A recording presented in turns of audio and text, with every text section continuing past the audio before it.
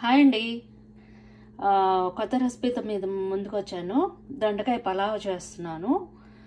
అన్నింట్లో కాకుండా కొంచెం డిఫరెంట్గా ఉంటే బాగుంటుంది అనుకుంటా నేను. అందుకనే 2 చెంచాలు నెయ్యి, 2 చెంచాలు నూనె వేసుకుని 2 లవంగాలు, 2 దాల్చిన చెక్క ముక్కలు, 2 యాలకులు, ఒక బిర్యానీ ఆకు వేసి ఉల్లిపాయ వేసి వేస్తున్నాను. 10 నుంచి 12 దొండకాయలు తీసుకున్న తర్వాత ఒక దొండకాయ ఉంటుంది కదా, ఇలాగా 4 చీలికలు చేసుకోవాలి.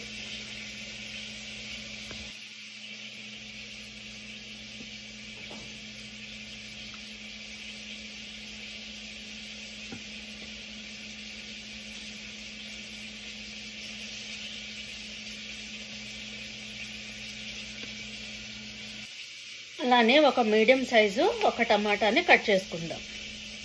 ఇలా మగ్గుతున్నాయి కదా ఉల్లిపాయలు, అప్పుడు టమాటాలని వేసేసుకుందాం. ఇప్పుడు ఎవరెస్ట్ షాహీ పన్నీర్ మసాలాని యాడ్ చేసుకుందాం. ఇది కూడా 1 స్పూన్ వేసుకుందాము. ఇందులో ఒక్కొక్క స్పూను పసుపు, కారము, ఎవరెస్ట్ షాహీ పన్నీర్ మసాలా, కొంచెం ధనియాల పొడి వేసుకుందాం. అల్లం 3 పచ్చిమిరపకాయలు, ఒక వెల్లుల్లిపాయ రోట్లో దంచుకుందాం. ఇలా దంచుకున్న అల్లం వెల్లుల్లి ముద్దని కూడా ఇందులో వేసుకుని ఒకసారి కలుపుకుందాం. చూడండి, ఒక 2 మినిట్స్ ఇలా కలుపుకోవాలి. ఇప్పుడు ఈ దహి పెరుగుని ఒక 2 చెంచాలు ఈ మసాలాలో పెరుగునేద్దాం.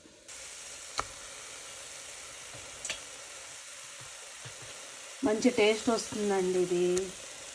ఇలా వేస్తే దీనిని కూడా ఒకసారి కలుపుకుందాం. పెరుగులో మసాలా కలిస్తే మంచి వాసన వస్తుంది, అరోమా స్మెల్ వస్తుంది బాగా. ఇప్పుడు నూనె పైకి తేరేంత దాకా ఈ విధంగా బాగా కలుపుకోవాలి. చూడండి, ఈ విధంగా కలిసిపోయింది చూడండి. ఇప్పుడు ఇందులో దొండకాయ ముక్కల్ని వేద్దాం.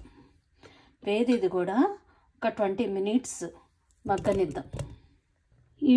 ఈ విధంగా 4 చీలికలు చేసాం కదా, చేసిన దాన్ని ఈ విధంగా మసాలా అంతా, ఈ గ్రేవీ అంతా ముక్కలకు అంటుకునేలాగా మనం ఒకసారి మిక్స్ చేసుకోవాలి.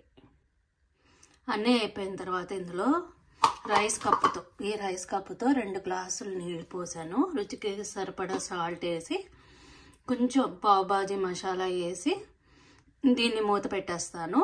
3 విజిల్స్ వస్తే అయిపోతుంది. చాలా చాలా బాగా వచ్చిందండి బిర్యానీ విత్ మనం మెంతి మజ్జిగలా చేస్తాం కదా, అది వేసుకుని తింటున్నాను. చాలా బాగుంది. ఇందులో కూడా 2 వెరైటీస్ ఉన్నాయి, త్వరలో అవి కూడా చూపిస్తాను. Thank you.